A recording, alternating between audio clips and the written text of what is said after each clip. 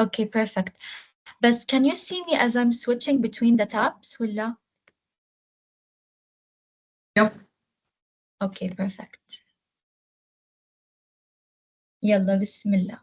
So thank you guys for attending. Inshallah, today we'll be explaining how to conduct as a first session, how to conduct a research step by step. It's going to be very simple, very broad, as our colleagues will explain more each and every detail that's going to be coming next, okay? And please, if I lag, let me know, because my Wi-Fi صراحة is a bit, يعني, it keeps lagging. So if I lag or something, let me know. And if you have any question, don't hesitate to stop me at any time and ask. It's fine. And if you have any question, come on, and you write it in the chat, صراحة I cannot see, so please open your mic and tell me, let me know. Okay, so basically we're gonna have some contents that we will be covering. To start off, we're gonna explain the basics of research. How do we start a research, a simple one? So let's start off by, let's know why research matters. Why do we see a lot of upper years, they keep conducting multiple researches and doing multiple researches? Why is that? Why do we need to do researches, and why does it matter as us, as like medical students specifically? Okay, so we're going to cover the types of research, the medical research, also along with that, how to choose a topic, which comes along with the literature review. How do I formulate my questions, my objectives, my aim, my purpose? How do I know which is the compatible study design that suits my topic, and so on? These are the objectives that I'll be covering, and then Shorook, inshallah, will explain the rest, which is like ethics, approval, how to make your research ethical, data collection, analysis, how to interpret your data, and finally, like publishing once you're done with your research.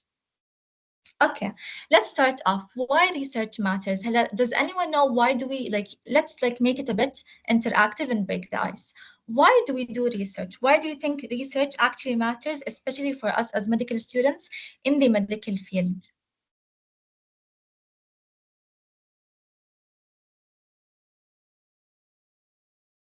Any clue? Let's throw off some wordings. Why do you guys think, it's important?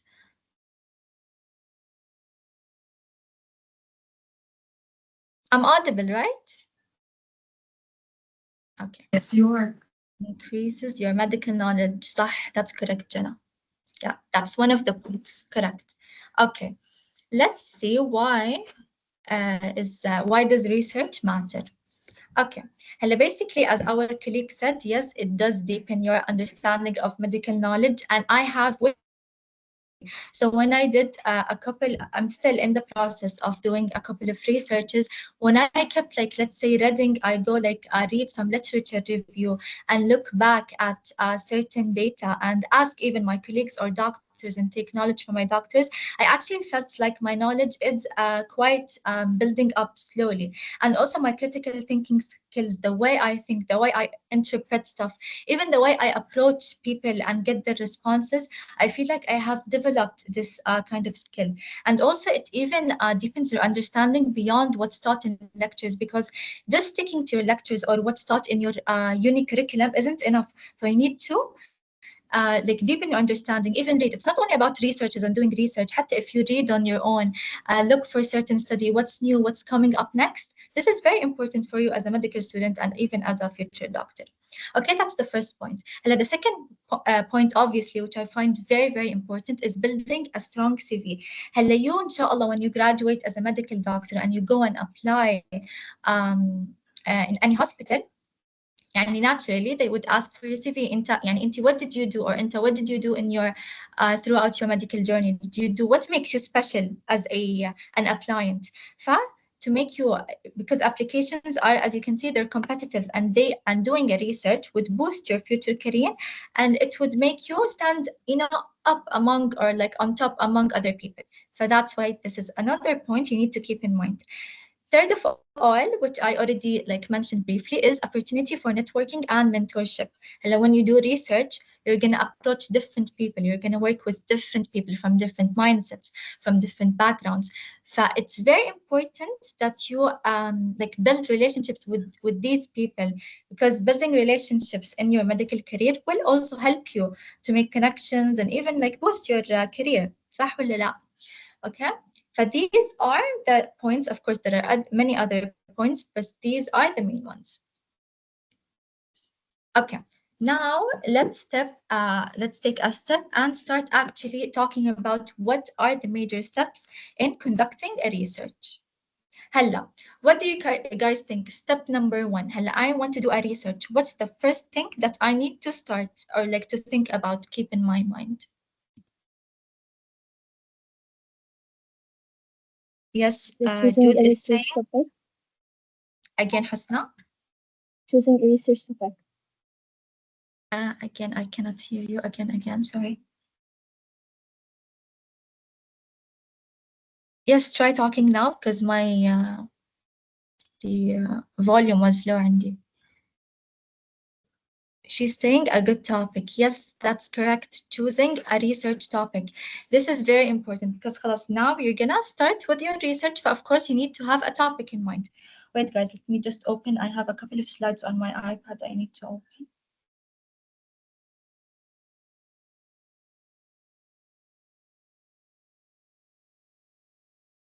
Okay.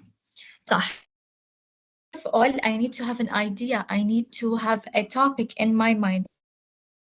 Interesting idea that I'm actually committed and I really wanna start doing this topic.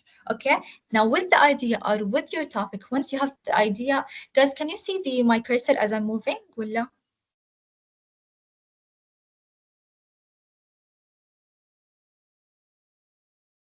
Can you see the cursor on this? لا خلاص طيب ماشي it's okay. Okay, so I'm gonna choose a topic, an idea, and along with, after I choose a topic, I'll do literature review. What does literature review mean? Literature review is basically when you start reading, okay, different articles, different papers related to your topic to find certain gaps or questions that the writers have not answered yet. And because you want to avoid repetition in your topic. I'll talk about it more. Okay, next, after I do, I'm going to start my design study design, not design study. Okay, I'm going to do study design. I do the methodology, which will talk about sampling and then the ethics. And the rest will also cover. But let's start with the three main ideas on the top. Okay, first of all, choosing a research topic which includes literature review. First of all, خلاص, you choose a topic. Number one, what you need to make sure you check for local studies. In my country مثلا أنا in UAE, I need to look. I chose, let's say, a topic about obesity. I need to make sure that whatever I'm gonna repeated in the UAE, not in any emirate, because what's the point of repeating and already talks about topic, right? So I need to make sure إنه this topic is not have not been talked about. How do I know?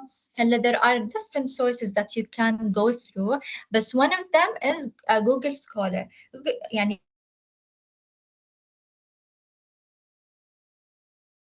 Google Scholar, and then it's like a browser. You enter and you would write keywords using keywords related to your topic to see what kind of topic related to obesity that have been already implemented and done, for example, in your country or even other countries. Okay, that's step number one. Step number two, you need to check for the international studies. Is my study have been done abroad? Sometimes you can repeat the topic, but you need to find some key differences. Okay, what do I mean? For example, let's say they were talking about obesity. They have covered obesity and everything, but there is a gap. There is a let's say like a misconception about a certain idea. For example, are cardiovascular diseases related to obesity? Is there a relationship? Question or gap has not been answered yet internationally or locally, then yes, you can go ahead and start your. It needs to be relevant. It needs to be a topic that is related to whatever you're talking about. You need to find the gap or what's missing in the current studies عشان you add value to your paper, significance. تمام? So as I said, you need to identify a certain gap. Why do I want to talk about obesity? What's the thing that makes it missing? I can emphasize more about it. Okay? So you need to find a research topic that lacks significant data in your field. Okay, if it's important, you close this gap. As I said, you can use Google Scholar or even PubMed. Okay. Yeah, and something else, if this paper that you are looking for has been already published, make sure it's for journal publications, there is a certain criteria they follow, which is Q1, Q2, Q3, 4, and so on.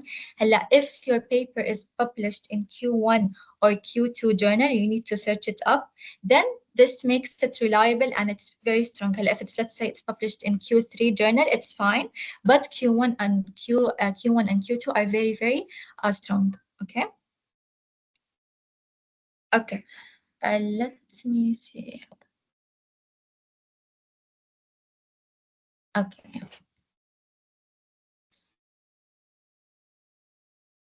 طيب. هلا for a good research criteria, sometimes we would ask ourselves a couple of questions to know if my research is actually doable. Is it actually needed in my field? What is it? We call it FINER.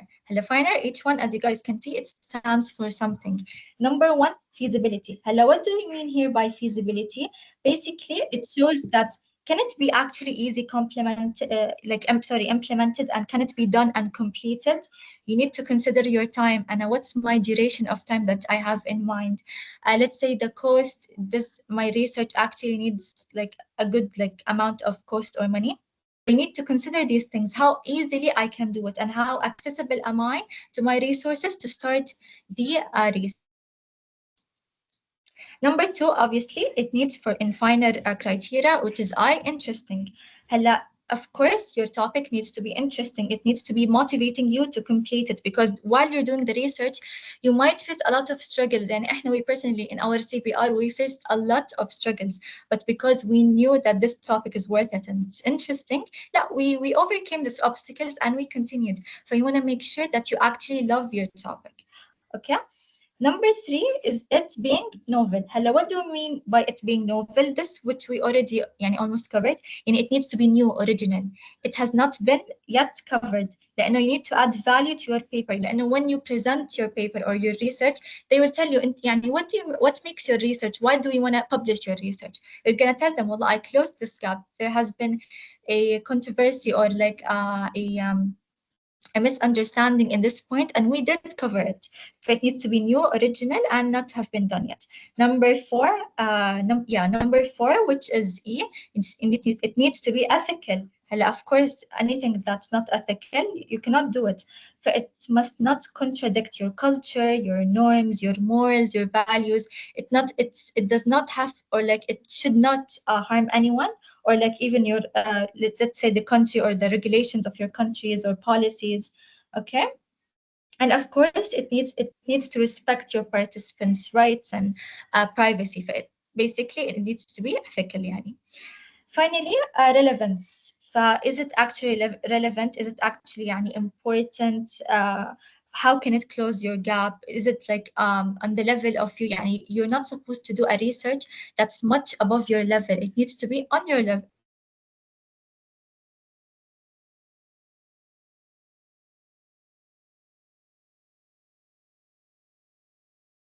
No, it needs to make sense and relevance. Okay? So ask yourself, is my topic closing an actually missing gap that has not been searched about? Does it, let's say, change a current clinical practice or medical practice or health practice? And is it helping others or guiding for further investigations in my field? Okay. There is برضه SWOT analysis. I do not want to just waste my time on this point. Inshallah, on each point, they're going to cover it more. SWOT analysis is another criteria. Inshallah, our colleagues will cover it in the upcoming sessions. Any questions until now?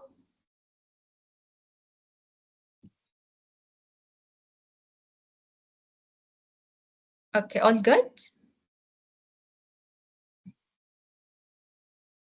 Should I continue, guys, into my? Okay, yes. طيب. Okay, so first of all, we finished the first point, which is choosing your topic. هلا خلص أنا I have my topic in mind. It's ethical, it's relevant, it's novel, everything. خلاص, it's perfect. It closes even a gap. طيب, next هلا usually, inshallah, I'll show you by the end of the session. Usually, in your CPR, you're gonna do something called an e-portfolio. You're gonna have your tasks there. You're gonna divide whatever the doctor tells you to do. يعني هلا next first I chose a topic. Next I need to consider certain important points that need to be added, and inshallah you will add it in your e-portfolio. هلا at the beginning things will be messy. You're gonna have your objectives on, your aim there, purpose here, everything scattered around. But as you go on, inshallah everything will be connected together. طيب, what are some important criteria or points that must be added? هلا guys, what do you think? What should I هلا add? Start adding. What should I do? خلاص, I chose my topic. Next, what do you guys think?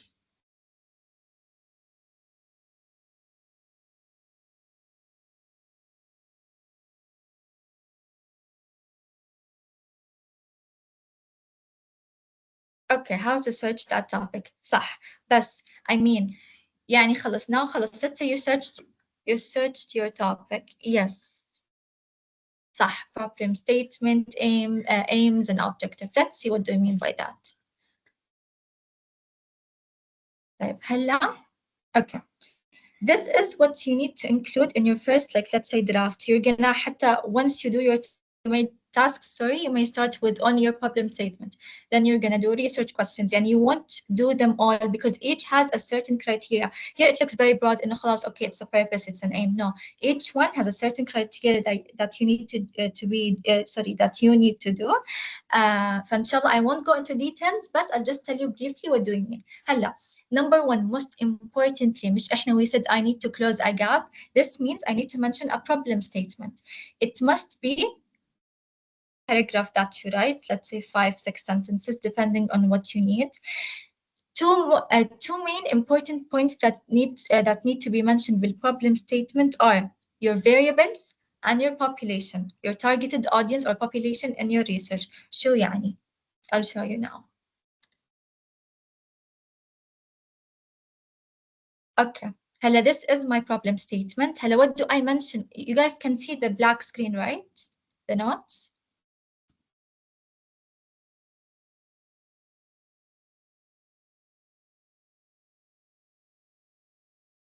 Okay.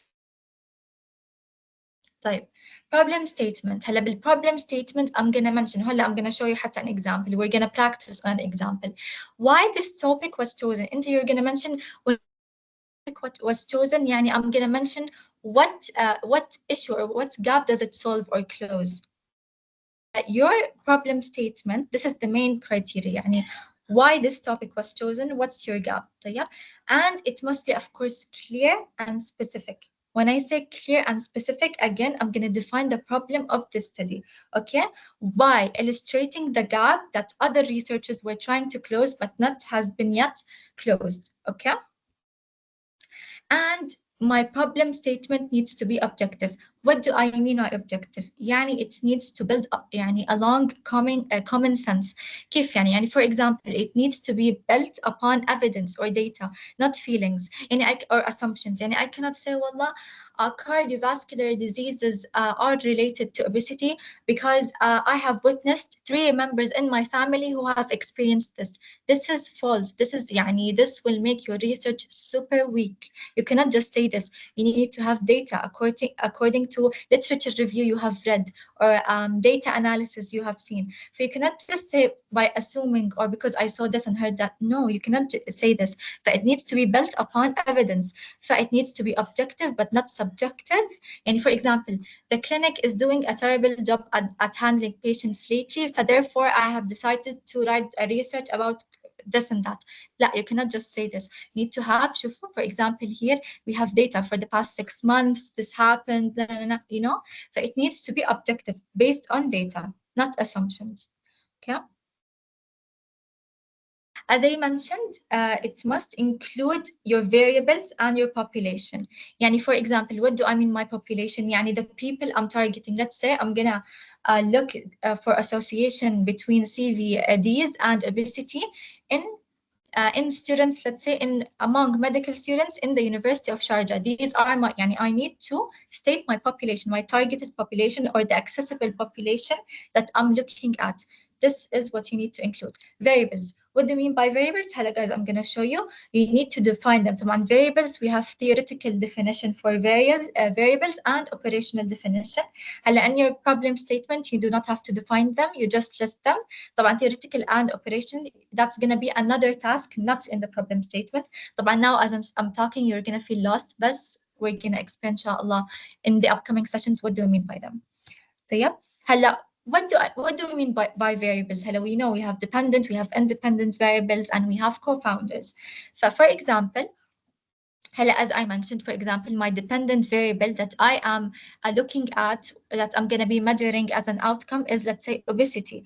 My independent variable that I'm going to be manipulating and changing and testing, for example, like the quality of my diet, the physical exercise, these are the criteria that I am testing. So I'm going to see people who exercise, who eat more or less healthy, and I'm going to see how is it associated with obesity. But this is what we mean by variables when you list them in your problem statement. So for example, in the problem statement, you're going to mention, well, I'm measuring, we're going to measuring the prevalence of obesity among medical students in the University of Sharjah, which is my population, by testing or looking at the quality of diet and the physical activity. For this, these are my variables that I am measuring, okay?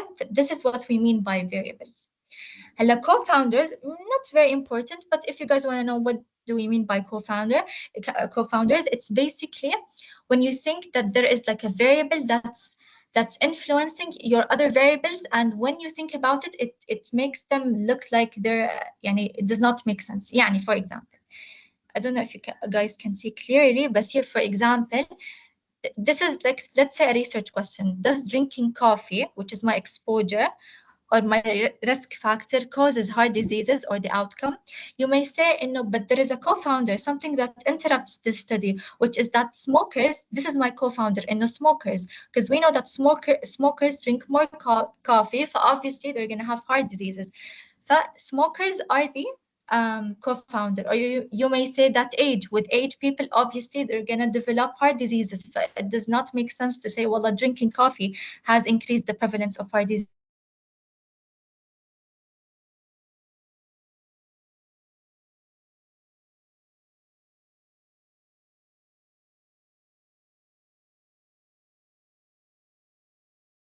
Yeah, these are a good characteristic of a problem statement. It must be interesting, it must be researchable, or it must answer the questions of, or let's say the criteria of FINER, which we just mentioned. And most importantly, you want to make sure that it can answered or can be answered after you collect your data. And you write your problem statement, but you need to make sure that it is actually answerable, and you can answer it. You do not just write a problem statement and then later figure out, wallah, yeah, I cannot do a methodology or data collection on this topic. All right? So, yeah. Okay, yeah, and for the population, you need to make sure, for my targeted population, I have a certain criteria. Who must I include? Who must I exclude? For example, I want to exclude, if I'm doing among University of Sharjah students, I need to exclude, let's say, people above, or for undergrad, people above, let's say, 25. So you're going to also list in your research, مش problem statement, but later you're going to talk about your inclusion criteria. Not important for the problem statement, but just for you guys to know. شوفوا, for example, here is a problem statement. It's mentioning that it's about empathy. So why were they researching about empathy? This is not a medical research, just ignore the topic, but generally as an example. Here they have mentioned, yet there is limited data. So that's my aim and purpose. Why am I doing it? And this study aims to blah, blah, blah. Okay. And here is like, it's mentioning here the significance, and that there is a correlation between kaza and kaza. So you need to mention such details in your problem statement, because problem statement would reflect actually the quality of your research. But it must be very clear and concise. Okay. Okay, next. Once you finish your problem statement, as we mentioned here, plus problem statement, sometimes you need to add just slight background information about the chosen topic, not much. For example, about obesity, you're just gonna say, what current findings are found about obesity. You just briefly mention them. Later, خلاص, you wrote your problem statement. Later, for your next task in your CBR, that the doctor will tell you a couple of research questions. Guys, I just realized, was I lagging at any point? Do you guys want me to repeat something?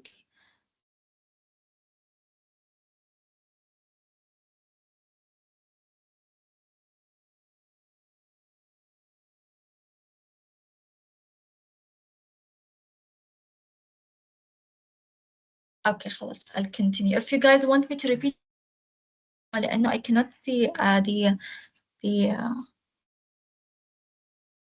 okay, perfect. طيب. Okay, so we finished the problem statement, the background information. خلصنا. Now, for your next task, the doctor may tell you, let's start with your research questions.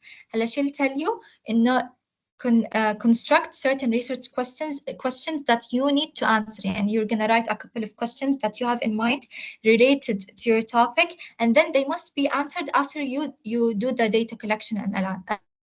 Also have along with it the rationale, the purpose, aim, objectives. You may think the purpose, aim, objectives, they're almost similar, but no, each one has a certain criteria that inshallah our colleagues will be explaining in the upcoming sessions. Plus, very importantly, is writing your hypotheses. طبعا we have types of hypotheses.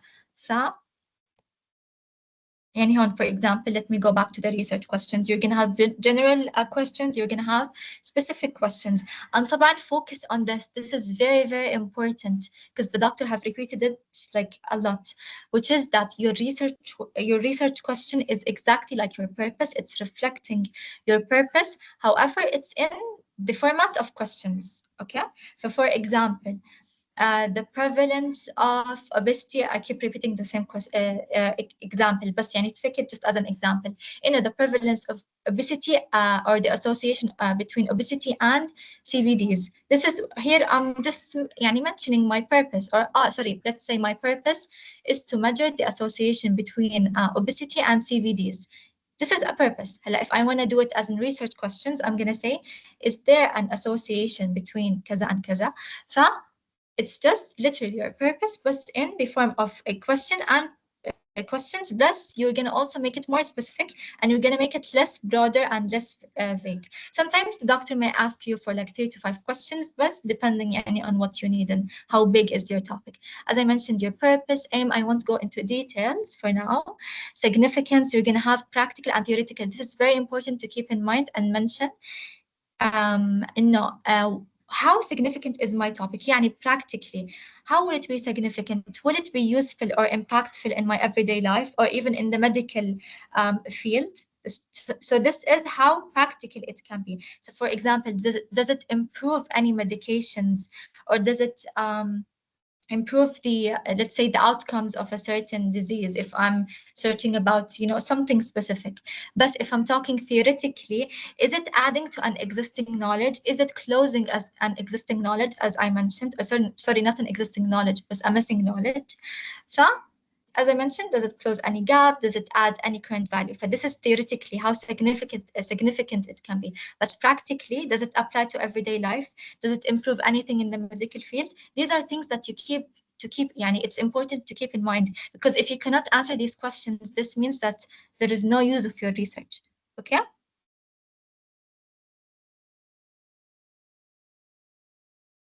Okay, so we're done from these parts. Let's talk about a bit research hypotheses. Research hypothesis, it's fine. If you come up with a certain hypothesis about your topic, it's fine if it's faulty. By the end, you realize, whatever you said in the beginning was the opposite. It's fine, because you're going to later mention this. Wallah, I thought there is an association between this and that, but then after data collection and data analysis, things were different. It was the opposite. So it's fine if your research hypothesis is not correct initially, because that's your purpose. You need to find is whatever you thought is correct. Okay, so how do I start my hypothesis, the hypothesis that I'm keeping in my mind?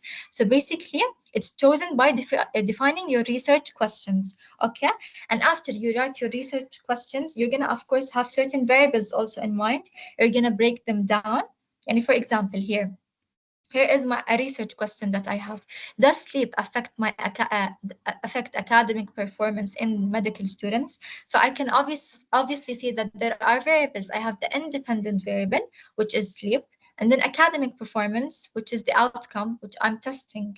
Okay, so this is how you, yani, and then you can, let's say, come up with the hypothesis statement. You can say, there is an association or there is no association. So it's according to your research questions and variables that you have in mind. I'm just going to touch upon the types of hypothesis very, very quickly. Null means there is no any association. Okay. Alternative means these are types, because the doctor will tell you, yalla, choose a type of hypothesis. You need to choose one or two, I believe it depends.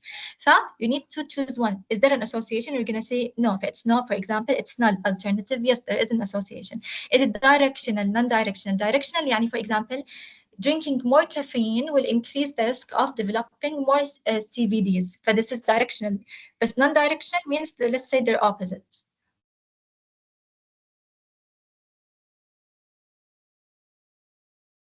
Okay. Okay, so this is for the hypothesis. So we have covered all of these. Inshallah, more in details will be covered by our colleagues next. Hello, do you guys have any questions regarding whatever I just explained?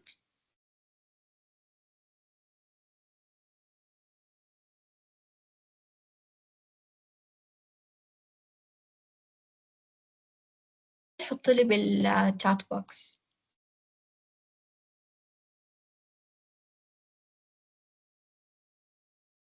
Okay. طيب. I have time. But I had this, okay, we'll do it very, very, very quickly. Okay.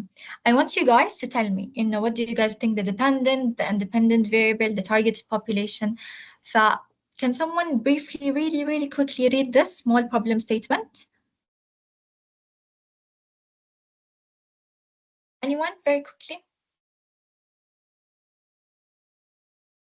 Yes, Yasser, please do. Can you hear me? Yes, yes. Okay, so topic: effective physical activity on blood pressure among hypertensive adults in Amman, Jordan.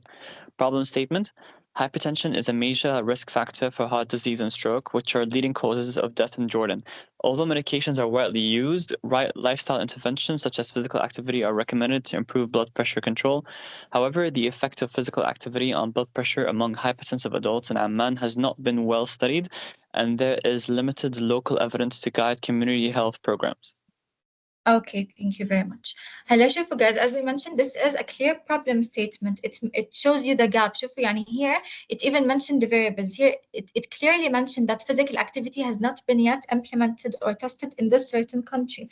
And over here, we have some background information. هلا, this is considered a bit short. Sometimes we do it a bit يعني more longer, let's say, but here it's fine. This is just for the sake of a simple example for now. So here we have mentioned the independent variables, the dependent variables. For example, here, the independent variable, which is physical activity, okay? And then over here, we're also mentioning the dependent variable, which is measuring blood pressure among hypertensive patients. And it successfully mentioned the targeted populations, which are hypertensive adults in, for example, Amman. And it also, after you write a problem statement, you need to come up with the objectives, as I mentioned. So you just briefly mention them. For example, to assess this, and then to measure that, and then to determine the association between this and that. And then you mention the purpose, because I want to close this gap, because I want to see if there is a relationship between physical activity and blood pressure in this certain area of my population.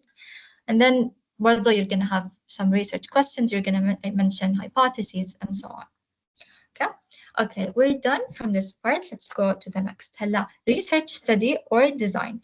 هلا, after you have done all of these things, you have wrote your significance, aim, problem statement, and so on. You've chosen your topic. You need to think, what type of research do I want to do? طبعا we have a lot. When I mentioned them at the beginning, you're going to feel overwhelmed a bit because they're new to you. بس إن شاء الله with the upcoming sessions more details will be mentioned. يعني هلا what I have heard from the upper years that in CBR that we mainly focus onto, and I have even noticed this researches, which are, and of course you have heard a lot about them, which are the cross-sectional research, which is a type of observational research,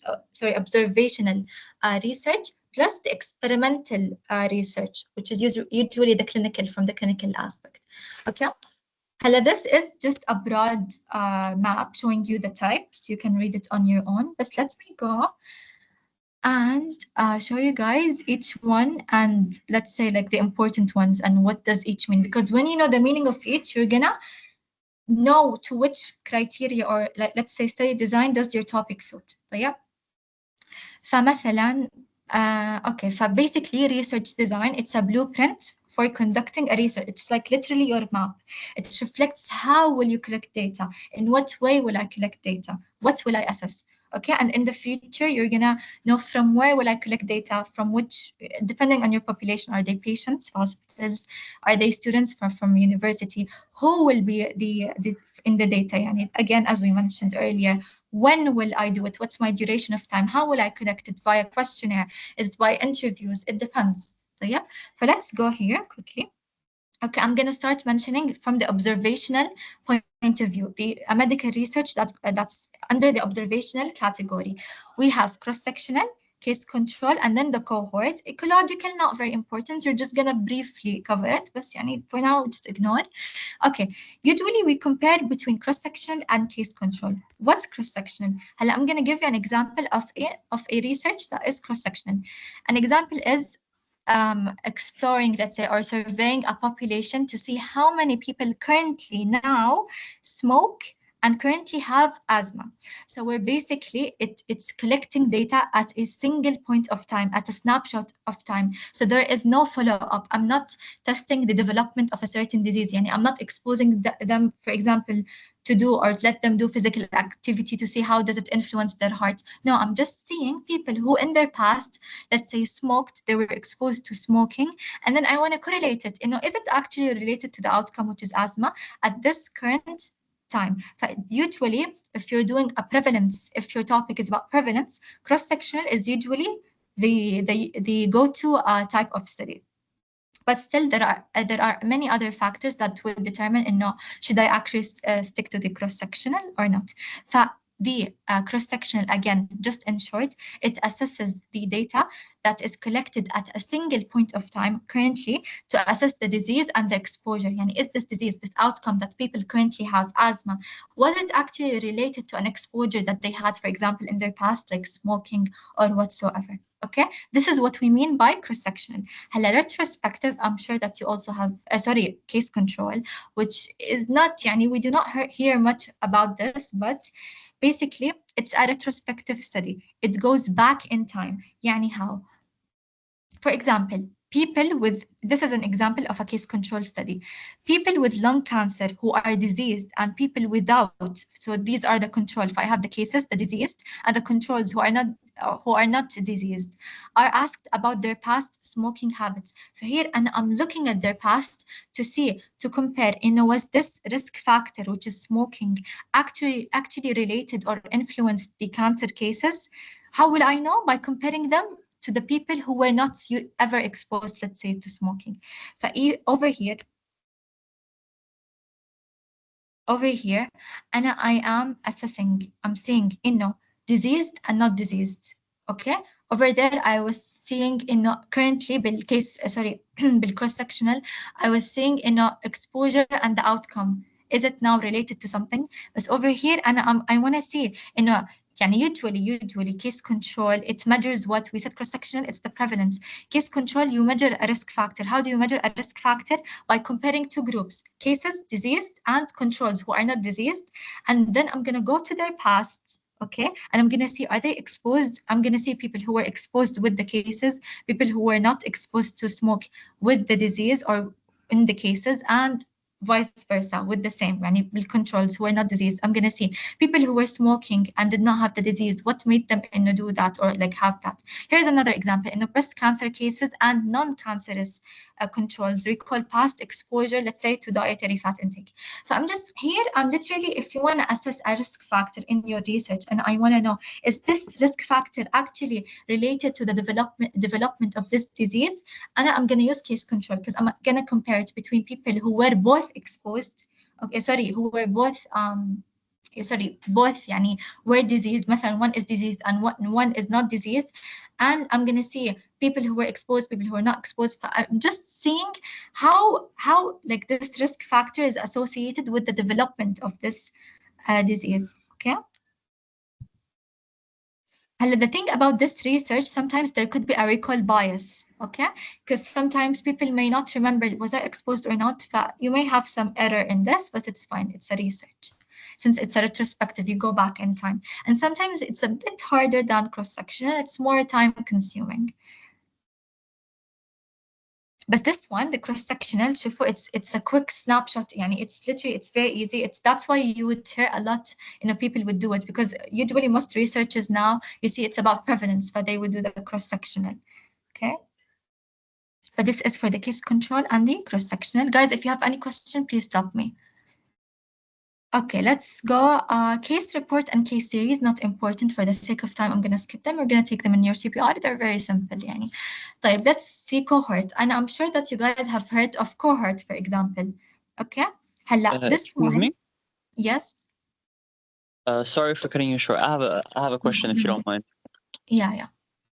So when it comes to the case control and the cross-sectional, so when it comes to the differences, will be like I'm trying to imagine how data collection will look like for either of them. So for case control, like obviously for cross-sectional, for example, you're not manipulating, like you're not going after and asking people any questions about their demographics before giving them the form, for example. Like you literally just want to like take out a sample of the population and represent it accurately. But then for case control, like do you, like for example for the smoking case, like you would, like if you're making a comparison, it would make sense for the number of people who are affected by the risk factor and people who are not affected by it to be equal. So do you ask the sample or the people beforehand, oh, do you smoke, do you not smoke, and then you give them and then you decide whether you use them for data collection, or is it like something else? And look, in any research, regardless of the study design, usually in any type, you would start by demographics. And so you need to know the history of this person. And that's why earlier I mentioned in your population, you need to have in mind what's your exclusion criteria and what's my inclusion. Sometimes certain people may not fit in my data collection because they do not fit the category that I'm looking for, let's say age-wise or habits-wise, or let's say from a certain background, and I need people from this area. But that's why you need to keep in mind, Kaman, from before, that you have inclusion and exclusion criteria that you're going to mention. So does this like answer your question? Yes, but also I was just that's what I'm asking. Like for case control, like you would care more about it. I feel like for cross sectional, since it's literally like it's from I think it's from the word cross section. You're just taking out a section from the population. You want it to be as close, like that sample. For example, let's say the country has 10 million people, and you want your sample to be 1,000 people. So you want the ratios of every demographic in those 1,000 people to be as similar as possible to those 1 million people, right? So is history like is all that very significant in cross section, or is it just like is it something we have to do across every single study? Hello, whatever you're asking about is also related to the sample size, to the other things, and it's not just about the study design. For now, and I'm just giving an overview. For these details, they will be inshallah explained later on, sample size, how to pick your population. And not right now, whatever I gave you about the cross-section and case control, it's very brief. You get me? These questions that you have in mind will be answered later on. But for now, these are just for you as a general idea. Thank you so much. No worries. Okay, let's go to the cohort. Okay, for the cohort.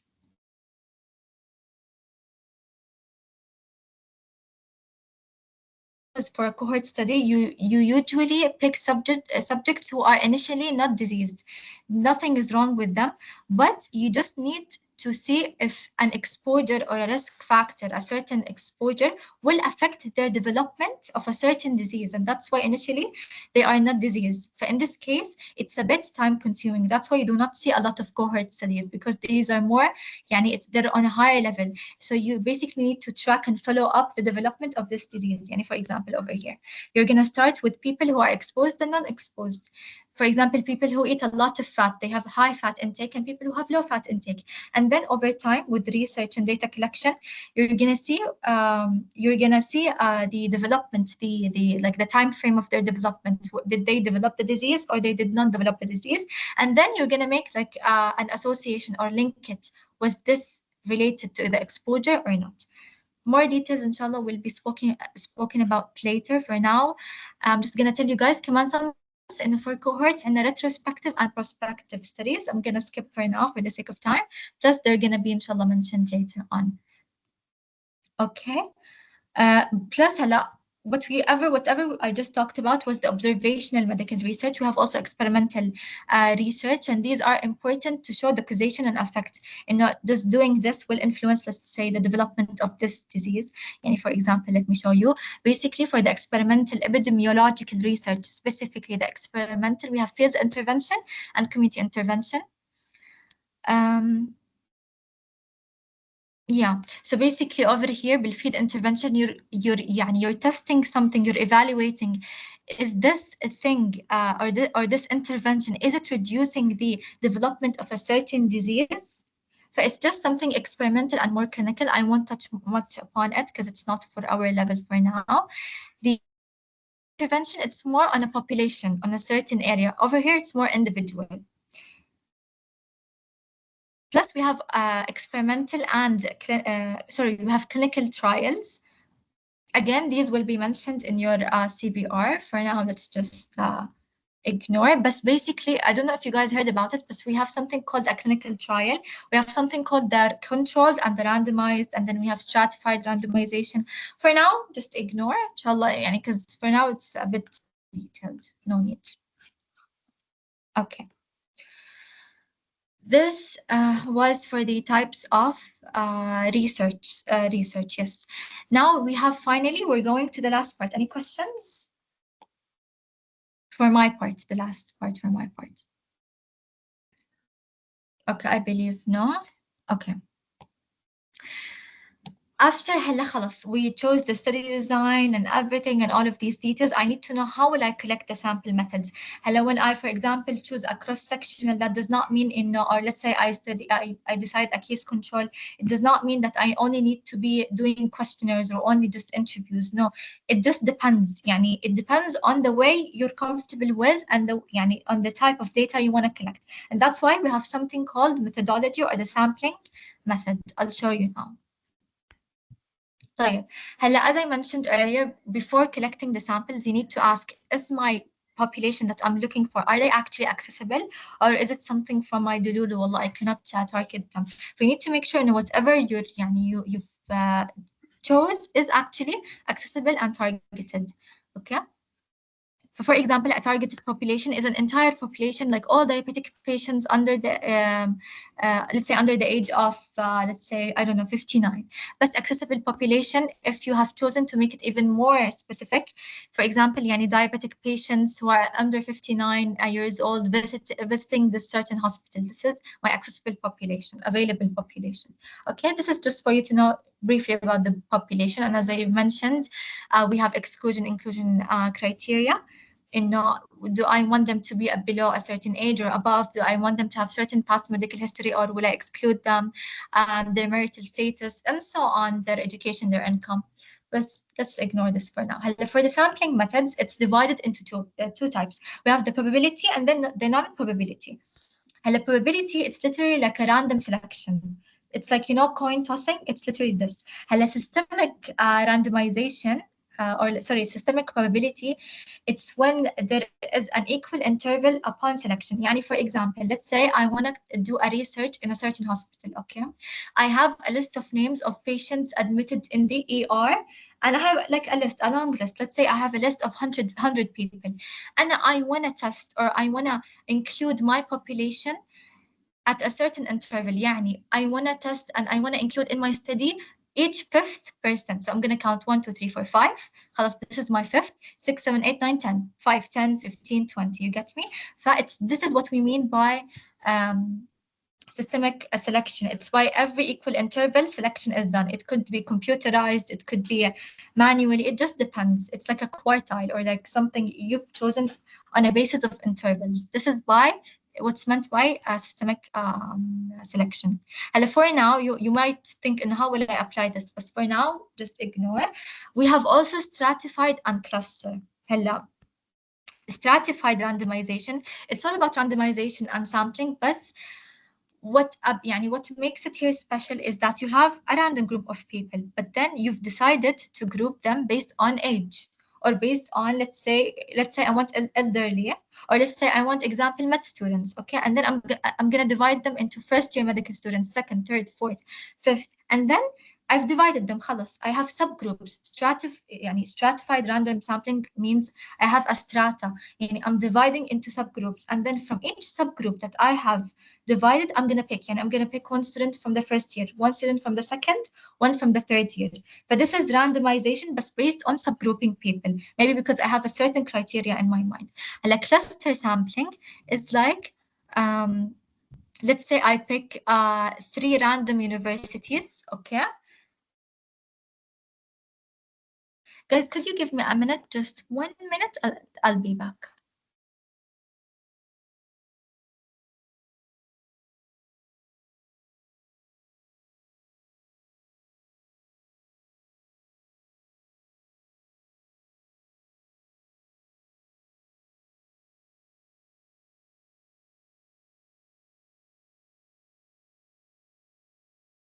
Okay, guys, so I'll just try to finish off very quickly. As I mentioned, cluster sampling is, for example, you're picking 3 universities, and then you are testing all the people, or involving them, all people in these 3 universities. No need for information now, but this is just for you guys to know what do we mean by sampling methods. There are different ones. We have also the non-probability. For example, volunteering. It's like when I tell you, please, if you would like to be in my research, then come and fill this questionnaire, or the snowball effect, snowball, which is basically if I tell you, please, if you know people who are med students, please forward to them this questionnaire. So this is what we mean by snowball. So we have a lot of types, which will go later into details, not for now. Okay. Okay, so for my part, I'm done. Sorry if I took too long. Any questions?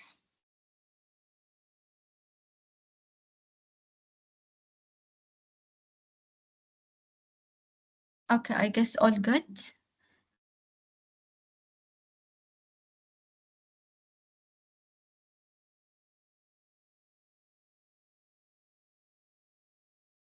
All right, I guess I'll take over from this point on. Let me share my screen. Can you guys hear me well? Or do I need to use my voice to tomorrow? Yes, we can hear you. Can you see my screen? Yes. Okay. So, as mashallah يعطيها ألف عافية Malak, she gave you guys a quick overview on the types of research, how to pick your topic, things to look out for. My part is relatively about things down the road. يعني most of the things I'm going to be talking about, you guys are going to do them in semester 2 or later on in your research journey, whether it's CBR or external, okay? The first one, the very first point I'm going to talk about is ethics approval. I put this hadith, إن الله يحب إذا عمل أحدكم عملا أن يتقنه. My part is basically applying this statement, because in research, shortcuts will lead to weak and poor research. لازم, I'm going to try to keep it mostly English. You have to be responsible with the information that you gather, how you gather it, and remember that you're dealing with people and not just numbers. Sure, we take information and we turn them into numbers, but at the end of the day, you're dealing with people, okay? So ethics depend on 4 main principles: autonomy, beneficence, justice, and non-maleficence. Autonomy is the right for your volunteer to choose to be in your research or no. And their choice should be an educated decision. This is why when we sent you the questionnaires, or if some of you were in any research, there's like a big paragraph telling you, this research is about this, it's discussing this, we're gonna take this kind of information, it's gonna be anonymous, or we're gonna take your phone number. Whatever you do, whatever information you're collecting from your volunteers, they have to be well aware of it from A to Z, okay? Beneficence is your volunteers should get some sort of benefit, or at least non-maleficence, do no harm. زي ما we take it in our oath, inshallah, you should not be doing any harm or withholding benefit from your volunteers. And for example, some studies, مثلا, let's say a new drug came out for deep vein thrombosis, for example. Some people will say, طيب, we want to test, is this drug better than this drug? Do you think it's fair if we already have information telling you that drug A is better than drug B, that we still carry on with this research? No, madam, I have information, because these preliminary researches already happen. And when a drug is produced, there's trials, there's research before they try to change any protocols in hospitals. فأنا لو صنعت, if I made a drug B, and through preliminary trials, I found out, well, it's not as good as drug A, it is unethical of me to test it. I know it's not as good as drug A. For the people in that study that will get drug B and not drug A are not getting the same benefit. This is unethical. It goes down to that point. Your volunteer should be well aware of what you're doing, what information you're getting, what information they're giving you. Are they in any harm? Are they not getting benefit? And justice. And the best way to explain this is the tragedy that is called the Tuskegee trial that lasted for 40 years in America. And what these researchers did is that they injected syphilis into Black farmers, and they withheld treatment. Yani at some point during these 40 years, penicillin was found to be the treatment for syphilis. They did not give them penicillin. They gave them the disease and wanted to see how will the disease progress throughout life. فطبعا this is a breach of autonomy, because they were not given that information. This is a breach of beneficence and justice, because they were withheld of that treatment, and because it was specifically to a specific racial group. That's why there's justice. Yani when you do your research, it's very recommended, and you get a large amount of people, whether it's a large amount of nationalities or ages, or حتى from the population, whether it's students or non-medical students, or people over 50, or people under 30, whatever. لازم يكون فيه, there has to be some sort of justice in the people you choose, and there isn't any kind of injustice in choosing them according to race, according to nationality, or age, or vulnerability.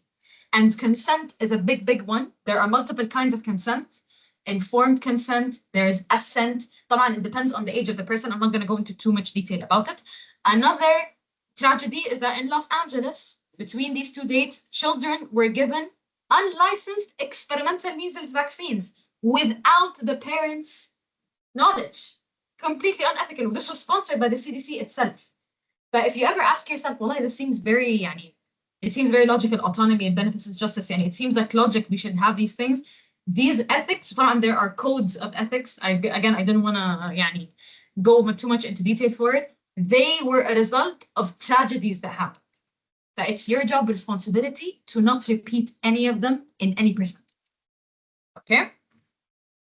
Also, inshallah, after semester 1, beginning of semester 2, after you go through all your tasks, so you gather all your basic information, I'm going to touch on this more in the coming slides, you're going to propose your idea. You're going to do something called a research proposal. And in my head, it's to me the big submission, because you're taking all of your ideas and it's your first time and you're proposing it to the ethics committee, but it feels like such a big achievement. In your proposal, there are at least 4 to 5 pages just about ethics. Is there risk? Does it breach زي ما Malak mentioned, does it breach any of our social norms? Are you giving them any incentive? Does it cause any psychological risk, any social risk, any physical risks? How are you ensuring privacy? How are you ensuring confidentiality? Who has access to their information? It's a pretty big part that you have to keep in mind. That's mostly for ethics. Again, keep in mind, and know whatever you don't want to be done to you, try not to. Another one, مثلا, I want to see here is, are you withholding any information or deception?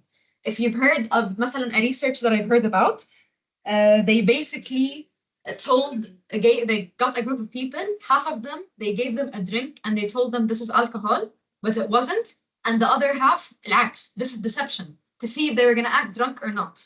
But for you to get something like this approved, it's another kind of milestone, it's another hindrance. Remember, whenever هيكون في أي نوع من risk, any type of risk, any type of deception, any type of funny business, يعني you're creating a good, يعني you're creating a good hindrance in your approval, because then لازم بقى يعني they have to be very careful in approving what you're saying. But try to be simple. يعني.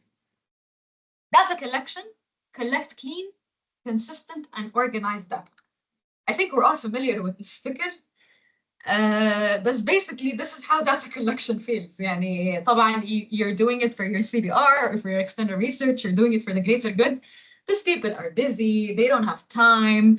But when we used to send you the questionnaires, يعني I used to say when I was in year 1 and the year 3s, sorry, دلوقتي they're going to year 4, when they used to send their questionnaire, كنت بقول let me do them عشان when I'm year 2 I find people that do mine. It's gonna feel that way, and you must not give up. There are times where you're gonna collect a lot of numbers, but then at some point the numbers will slow down. And you're gonna have to try. Some people went to different universities. Some people went to different campuses. In the library, أكيد you guys were approached by people. Please do my questionnaire. Please do my questionnaire. أنا هتكلم مصري بالحتة دي شوية. لازم تكون حد زنان. You have to be very, very persistent when it comes to this. In my opinion, data collection is arguably the most challenging of the research process. Keep in mind, especially for CBR, these points. Data collection for you will most likely be in Ramadan. Now, if you're planning to do a questionnaire, or if you end up in a group with a questionnaire, relatively easy. If you end up doing experimental, please, please, please, please keep this in mind. For example, my experimental research during Ramadan, طبعا I couldn't just stop my research. We came من iftar till after because we needed them after they were fasting because it was related to nicotine والحاجات دي مش عايزة أدخل في تفاصيل يعني. بس keep this in mind. Keep this in the back of your head. And your data collection for CBR is most likely going to be in Ramadan, and plan accordingly. Okay? You have a month. CBR data collection محدود. It has a limit. Well, the reason why I wrote you have a month officially is because the doctors will give you a month, but then they're going to start data analysis. It's not necessarily that you start with them. Some people took their own timeline. I was one of them. But officially, you have 1 month. This makes data collection even a bit more challenging, especially if you have a big sample size. But again, something to keep in mind. Data must be as clean as you can, and please do not take any shortcuts.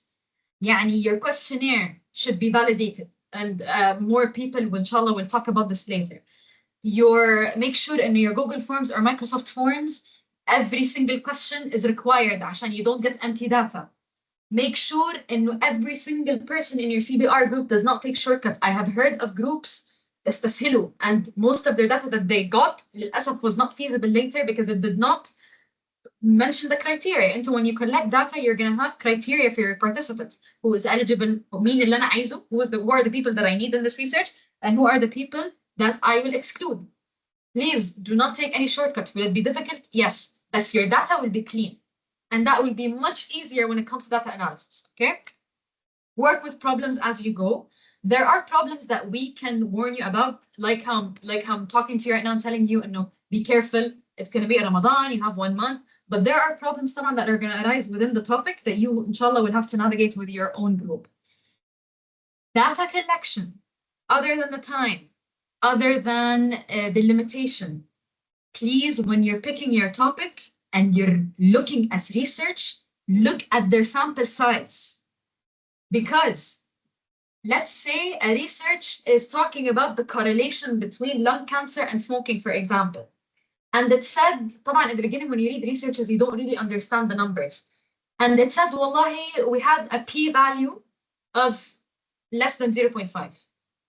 This research means there isn't enough correlation. I'm talking about an example. When you're reading a research, please read the sample size, read how they got that number, and be careful, because if you're, for example, adapting a research from outside onto the UAE and it's going to be copy-paste, you're going to most likely get the same sample size. But the sample size is not a number that you just get from your own. It's a calculation according to the effect that this research showed. Wallahi, a research showed that there is a 50% chance that smoking causes lung cancer. Your sample size would be smaller because it wouldn't take as much to prove it. Researches that have small effect sizes will have a larger sample. Kaman, your location. Some people data collected in restaurants. Some people data collected in universities. Some people data collected in malls. You will need to get approval. You cannot go to these places unattended. طبعا, your university will give you a paper, but it's not applicable for all places. If you're going to go to another university, you need to have them aware. You can't just data collect under the radar. It's not recommended at all. And it's actually unethical to do so. You have to tell the people there, inform the management, get their approval, وتكونوا في السليم. Okay? Target population, again here I'm talking about sample size, team members. This is a bit down the road. Some people sample, when they could data collected, this is from a colleague from an older batch. What she did is, she knew her sample size was 200, and they were 4 people, whatever. So she made a form for each one of these people telling them, wallahi, I need you to get this amount of people, this amount of people, this amount of people. Some people, they didn't track who got how many. So it's up to you and your group. But definitely data collection should be something you're serious about. When you sit down with your group, it should be a serious talk. Okay? Any questions so far? Fine. Data analysis. We have now entered semester 2, في أعماق semester 2. Data analysis is basically 3 big steps: data cleaning, univariate analysis, and bivariate analysis. Data cleaning, you're removing people that do not qualify your criteria. You're removing empty data. Sometimes, للأسف, when you open your spreadsheet, you will see that there's missing data, but you have to remove it because it's obviously ineligible. This is actually why when you do your sample size calculation, your calculation gets you, you need 100 people, but you should aim for 200. لأنه this 100 gap accounts for missing data, accounts for dropouts, because any person who volunteers has the right to withdraw at any time. This is one of the ethical concerns. حتى if you collected their data, they have the right to withdraw. طبعا, this is unless it's anonymous, because then you cannot find their specific data. Going back to data analysis, data cleaning, you're removing all of the unwanted. Then you go with univariate analysis. Univariate analysis is basically taking each variable on its own. I'm going to go to age. Wallahi, 80% of my population is 20 years old, for example. I'm going to go to the tool scores. If you're using a tool, for example, in my research, I used the HONC. It's called the Hooked on Nicotine Checklist. It's a validated tool, and they answer yes or no questions, and then they have a score. You see the scores. Wallahi, 50% of them have a 5 out of 10 scores, which means they're very hooked on nicotine, for example. And it's very surface level. It's not that deep of interpretation, okay? Again, you're taking each variable on itself. Bivariate analysis, طبعا, this is the SPSS logo. طبعا, this is very much in the front, but SPSS was a fun experience, at least for me and my group. It's a learning curve, definitely, but it's basically this big program. And for those of you who are good with coding, mashallah, your batch is known about this. I think they will be very good with this.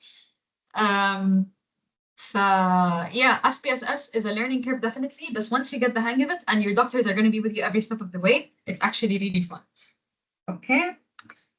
Interpretation, this is the bivariate analysis. And the reason I put this confused guy is because both of us are confused. And inshallah, I'm going on to year 3. This is done in year 3, semester 1.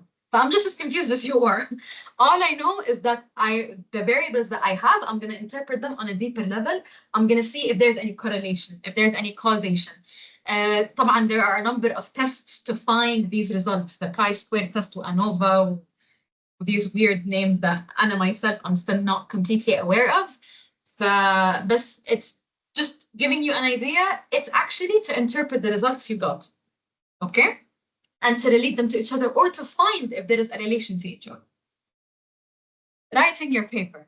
طبعا this is يعني at the very, very, very end. You're done with your data analysis. You're done with your interpretation. You found that your data is reliable to publish. You will write your manuscript. And manuscript writing is very different than the writing that we're used to, say, in schools when we write essays, stuff like that. This is academic writing. It's a whole new world, but it has a structure called IMRAD, Introduction, Materials and Methods, Results, and Discussion. And even you see this when you open any research, they mostly follow a very similar pattern. You have the abstract, you have an introduction, the methods and the methodology that they use, the results, conclusion, the discussion. Most of it is structured like that. And manuscript writing is where you get into the whole ordeal of who's first author, who's second author, which journal should be published in, والحاجات دي. And I'll talk about it here. Journals. All I'm hearing Q1 ولا Q2, Q3 ولا Q4. What do I pick? Which journal do I read? Is it good to have a topic in a Q1 journal that you can adapt here? 100%. Because Q1 journals are very, very prestigious and they do not accept any research on it. They accept the very strong ones. If and when, inshallah, I'm depending on all of you guys, when you take your CBR seriously, think the thing that I want to publish is going to be used by other people. So I want to publish top of the top, cleanest and most reliable data that I can do. But getting a topic, when you're picking a topic, keep publishing journals and their Q rankings in the back of your head. Okay? If you can pick a topic in a Q1 journal that you find interesting and you see that you can adapt it in the UAE, keep it in your head. And طبعا it has to fit the standards that Malak talked about, زي finer, and if you want to do SWOT analysis. But other things to keep in mind is costs. Publishing is not for free. Publishing is with money, and with a lot of it. The reason why I said most likely you'll pay from your pocket is because if you guys have attended conferences lately, you see people presenting their abstracts, there are competitions. The reason why students apply for this is because if they win it, they can get money so they can put it towards publishing. Okay? But let's say they don't, if they still continue, they want to publish, they will publish in a Q1 journal. يعني if you're a group of 5 or 6, say $600 per person. This is very general, but it does, يعني this is something to keep in the back of your mind. Read the actual results, please. Do not pick a research that seems very good, interesting, amazing, I can adapt it. But then later, when you're sample size calculating, you realize that the actual effect of this research, يعني the actual result that they found, is not that big. But you're gonna need a huge sample size, okay? You don't need the same idea. يعني if you see an idea that you can copy paste, okay. If you see an idea that has potential, but all you need is a bit of tweaks here and a bit of tweaks there, instead of this age group, I can do this age group. Instead of this population, I can do this population. You can obviously 100% do that. Okay? And yeah, again, I'm stressing on the sample size. Any questions so far? To summarize, these are very good pictures that I got from our PowerPoints, inshallah. In semester 1, you're generally working on theoretical work.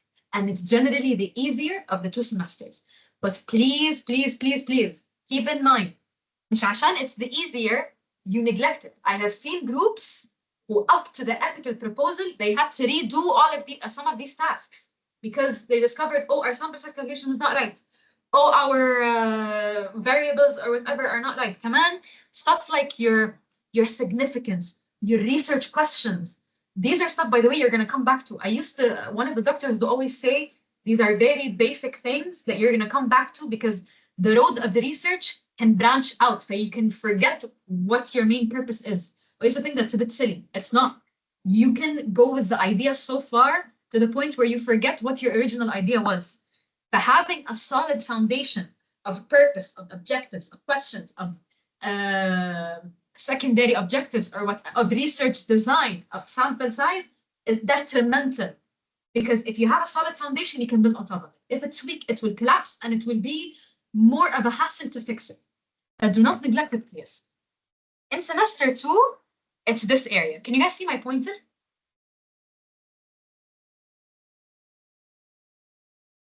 No. No? It's the red box underneath, okay? Oh, yeah, This it's is there. No, it's there. Okay, it's the red box underneath. You see, semester 2 is consistent of data collection and tool method, collecting the data and coding and answering. Year 3, semester 1, اللي هم إن شاء الله إحنا داخلينه, that's why I'm saying we are here, is where you analyze and prepare the report or post it. I don't know if you guys also attended last year, semester 2, there was the amazing MSRD event, and all the CBR groups, especially the year 4s, they would present it, and they presented to the doctors, and some of them win it. It's very nice. Now, this specific point, we're talking about planning your research timeline and finding a good mentor. When should you start on your own? Biggest question, right? My personal recommendation is starting after you're done with the data collection of your CBR. For multiple reasons. You'd be done with the most demanding part of the CBR in year 2. You would have understood the flow of your entire journey. You would have started to hear about the people who are truly working, who are not. And you also would start to see your own interests. Yani, أنا personally, I did not expect to like research this much. I don't know why, but it wasn't in my head. I did not expect to like it this much, but I really loved it. I know it took a lot of work out of me, especially in year 2, but I loved it. I did not regret one single second of it. So take time.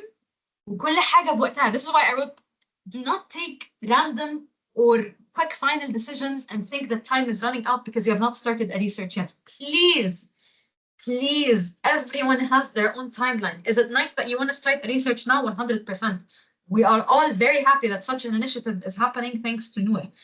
But please take your time and decide, very importantly. For example, I got in year 2, كمان semester 2, mid-data collection or after it, people from your own batch are going to start. This is where I personally started to get asked, do you want to join our research? Kaza, kaza, kaza.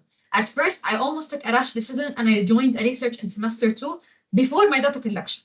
When I rethought, I told the person, Wallahi, thank you for the opportunity, but I can't because I want to focus on CBR. And I thank God I did that because my data collection was very vigorous. If I was focusing on another research, 100% كنت هعمل واحد من الاثنين. I was going to neglect one of the two. It's not worth giving lousy work to have more. In my opinion, it's definitely quality over quantity when it comes to this. Some people started research in year 5, in year 4, in year 3. It's not that big of a deal. It's fine. But the most important thing is that you take your time with your decision. In my opinion, start after mid-data collection or after your data collection, start scouting for people, start having ideas, get together, and maybe work on it in the summer. Some of you want to start from now. Again, this is my personal opinion. Starting a research on the side with CBR, I feel like could be very, very taxing. In my opinion, enjoy the flow of CBR. Right? Go with the flow of the journey and then decide whenever you'd like. Maybe you decide after what I suggested. Maybe you decide before. That's all I'm saying is make an educated decision. Okay? What about mentors? Your topic, very dependent on your mentor. For example, if you're talking about a psychology topic, your mentor should be someone who's studying or teaching psychology in our university. Why? Because they're experts on their topic, especially people who have already done research on their topic, but they already have experience, okay? Other than your mentor should have experience on your topic and knowledge on your topic, and they've done researches before, ask about how they are in research. Some mentors are a bit more strict than others. Some mentors, they do all the work and they want you to distribute their questionnaire only. Some of them will give you the idea and you do the entire work. So it's very dependent on the person. And inshallah, I know one of the initiatives of this program is to gather information on all the mentors that could possibly do research with us.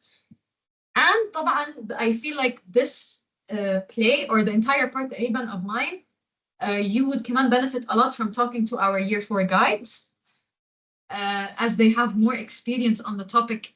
100% some of them, mashallah, have already published papers in Q1 journals. So talking to them about who to mentor with or not is definitely advisable. Okay, any questions?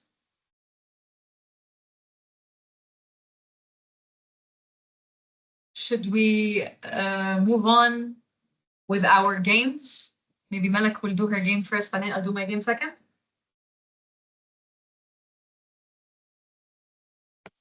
Guys, انتوا صحيني ولا نمتوا ولا؟ all up. Okay.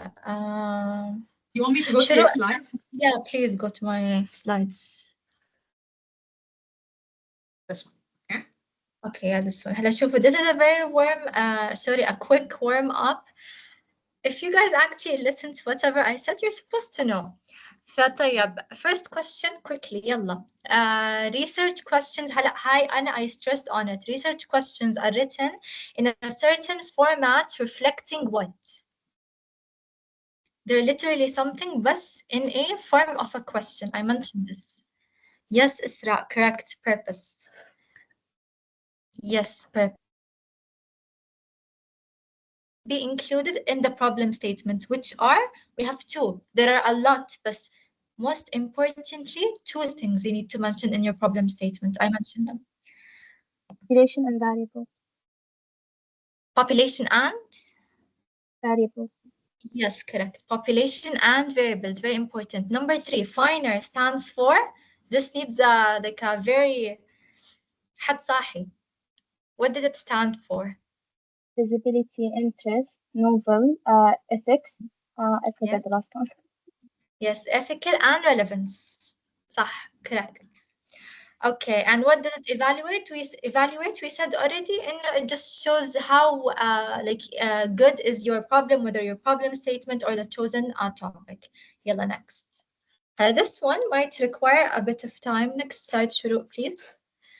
This one, it's not create a mini abstract of your choice, not an abstract, but let's say a problem statement, including your research topic of your choice and other criteria that were mentioned already, that I explained them. So I don't know if you guys will be able to, but try to do one. Yeah, like something quick. Include variables. You guys can send it to us later, come on. So I don't know, should we wait for this part for the sake of time or move on? Let me move on with my game. And if you guys want to write those abstracts and send it to us in the group so we can all feedback, learn together, أكيد you're more than welcome. Yes. My game, they're relatively short. I don't know. I'm going to post this link in the chat. You guys remember أيام الأونلاين school Nearpod? It's a matching game. And it won't take long. I have a time limit on each game. There are 2 games. Can you guys see the Nearpod screen while you're still seeing the slides? Can't see.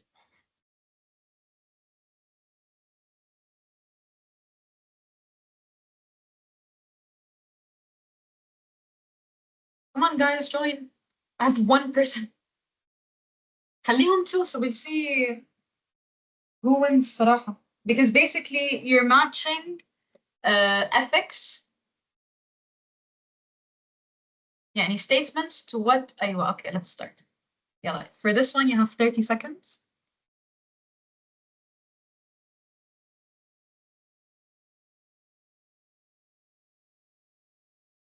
Is it starting ولا لا? Are you guys doing good? Is it working?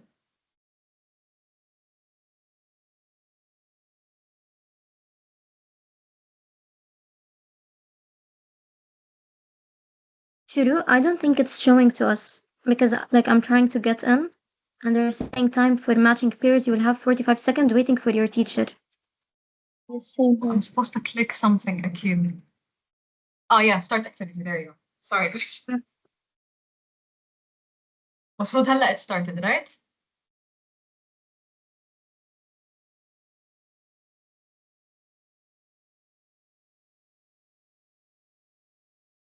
This is also practice for your finals. You know, stuff like this comes in the finals. So this is all for fun for now.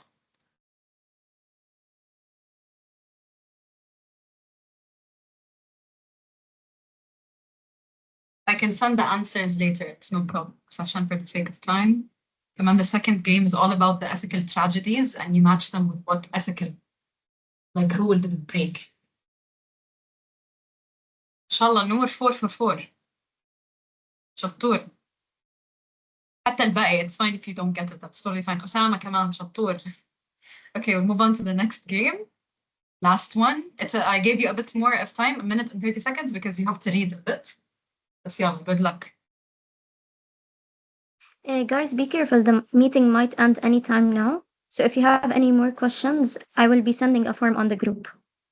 ويعطيهم ألف عافية شروق وملك. عذبناكم. عن جد an amazing presentation. No, بالعكس, we're more than happy to help. Literally. Thank you so much. Inshallah, Noor, Osama, they are battling for first place تقريبا.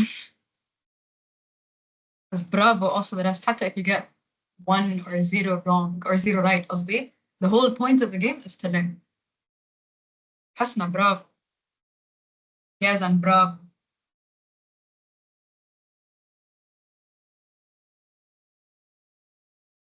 Are you guys seeing those tragedies? Like, can you believe that these things happened?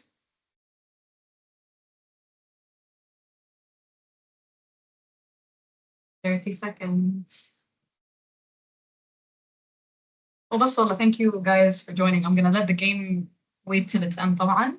بس just in case the meeting closes مرة واحدة. Thank you guys for joining, listening. معلش طولنا عليكم. بس إن شاء الله it was helpful and informational. وإن شاء الله you see more of us later. Thank you guys. إذا عندكم أي سؤال عادي, never hesitate to text us or ask any question.